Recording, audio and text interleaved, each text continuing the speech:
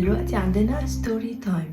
كنت في كورس الإيطالي وكان المدرس بيتكلم عن إن كل لغات العالم بتبدأ من الشمال لليمين إلا العربي اللغة الوحيدة اللي بتبتدي من اليمين للشمال. وكان بيقول إن بالرغم إن كل لغات العالم بتبدأ من الشمال لليمين إلا إنهم في الرياضة بيبدأوا من اليمين للشمال.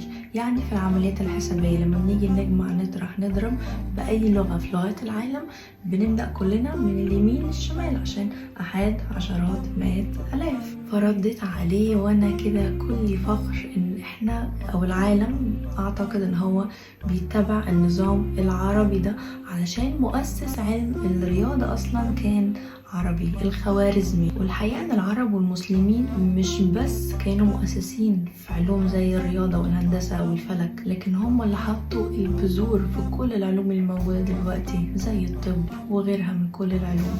دي حاجة تخلينا فخورين قوي. انا بصراحة كنت فخورة قوي في الوقت ده، لكن برضو حاجة تخلينا نفوق ونرجع تاني لأصلنا، نرجع تاني لنفسنا. المسلمين زمان حققوا إنجازات عظيمة قوي وقدموا حاجات كتير قوي للدنيا علشان كانوا متمسكين بإسلامهم. احنا كمان محتاجين نرجع نتمسك بإسلامنا علشان وقت ما نتمسك بإسلامنا صح هنقدر ان احنا نحقق كل حاجة، نرجع تاني نعلم العالم كله.